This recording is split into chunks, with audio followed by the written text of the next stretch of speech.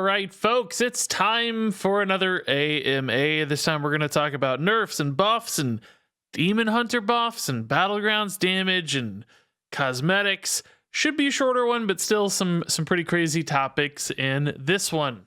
Starting off with a discussion about the teased nerfs and buffs that are both coming to Hearthstone, I guess as early as this next week. So days away perhaps from some big time buffs, which I'll have another video talking about what I think might see some changes.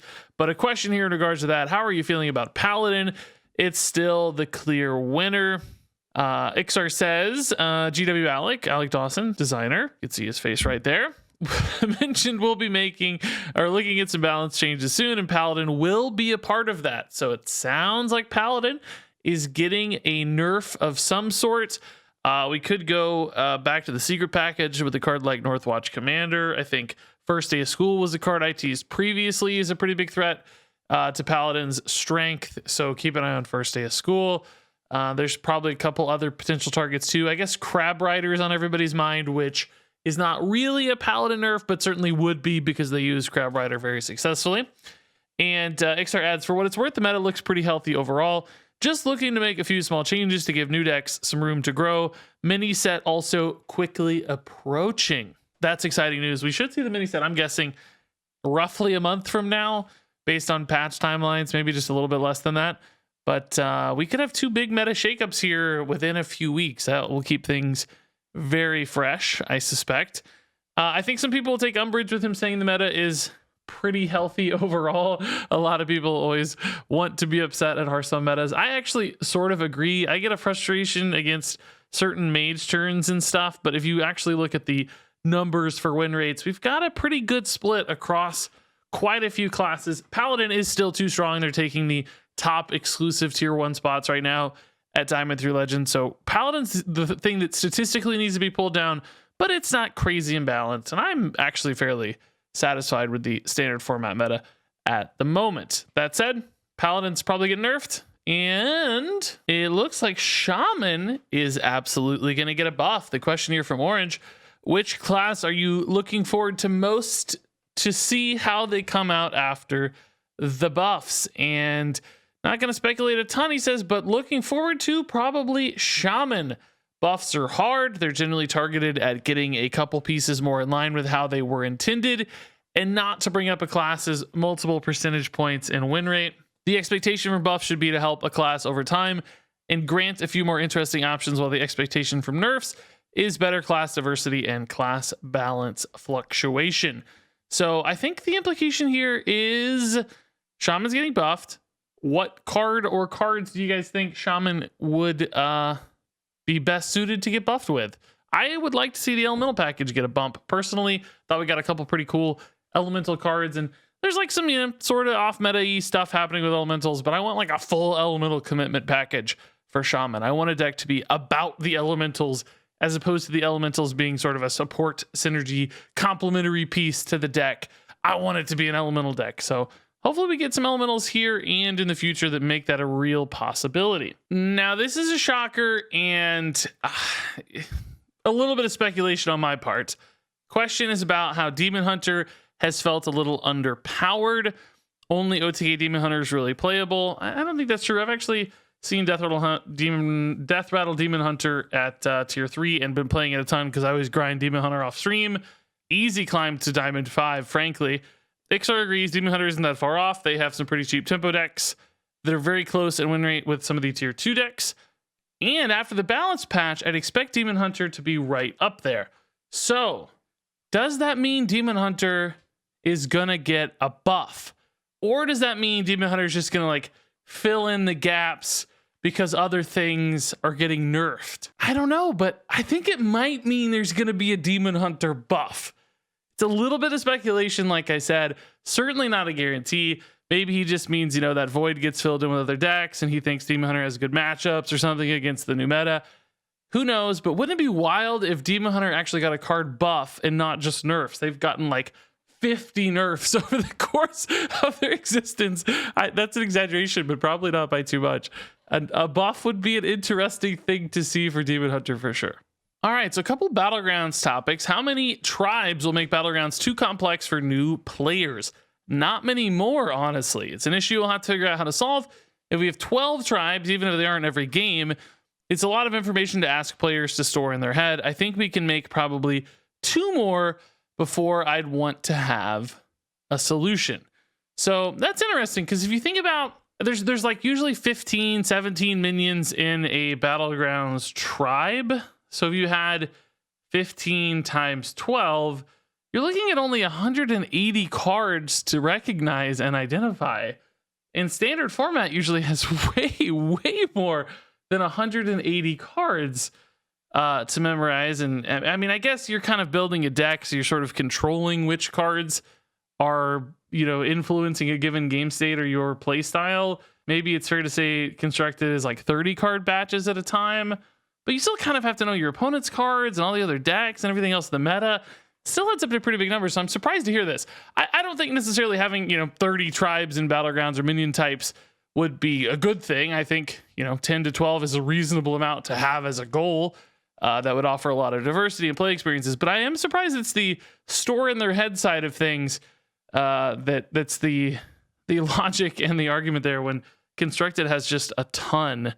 So that's interesting. That said, he says, I think we can probably make 2 more before I'd want to have a solution. So already something that's on their mind. And they've also teased in the past that they're not looking to just make minion types to shake up Battlegrounds, but also have some more like system-based changes.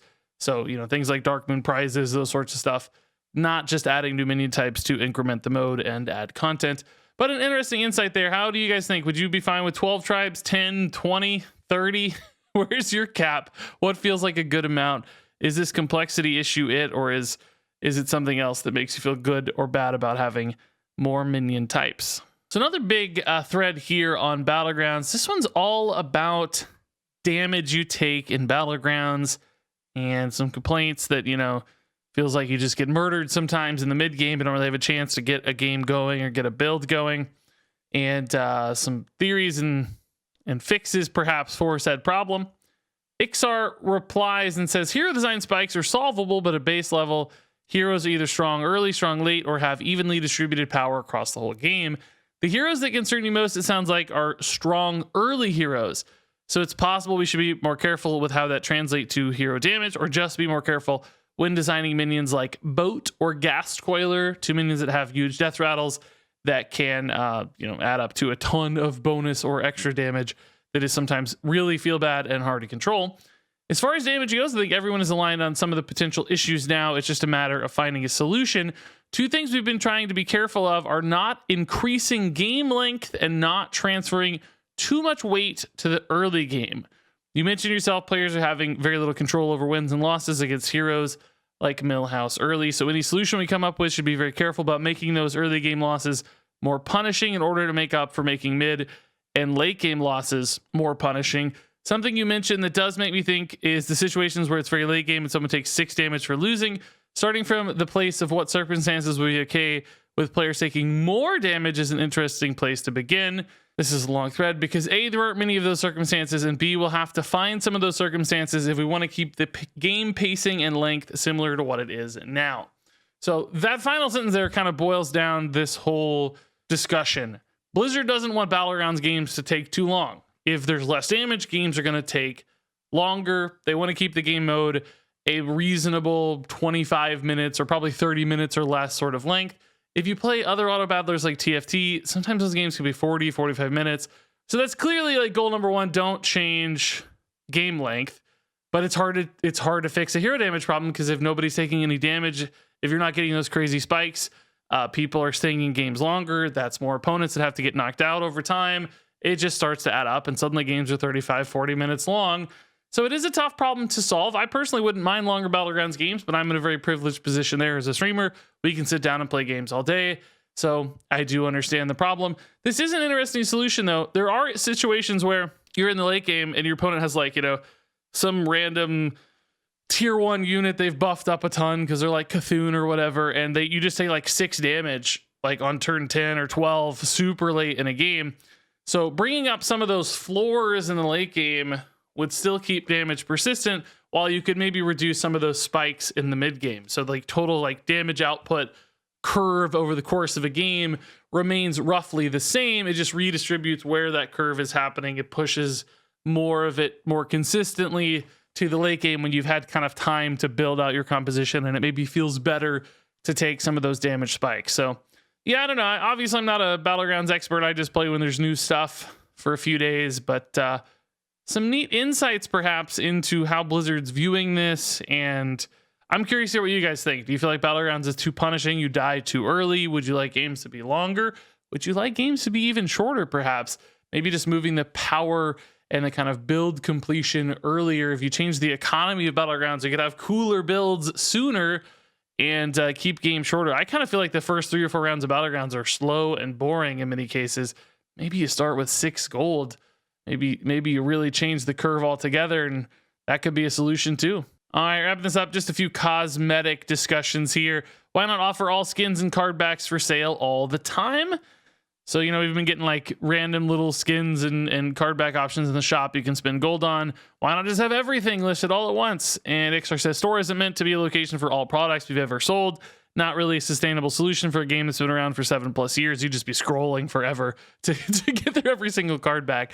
That said, though, they've been working on some ways in the collection manager to just craft things with gold. That sounds awesome. If you're missing a card back that's hard to get, just go craft that sucker with gold instead of having to get it randomly in the shop. That lets people fill in the gaps instead of waiting for that magic moment. That sounds perfect. Also, any update on the upgrade to golden features so that you can take a non-golden card, spend less dust, and turn it into a golden card?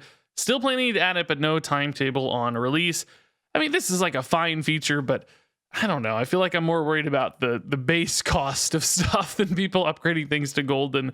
I just want people to be able to get legendaries. I'm not that worried about people being able to turn them to gold. That's a whale feature more than a everyday player feature, but hey, it's fine to have. So hopefully we'll see it soon.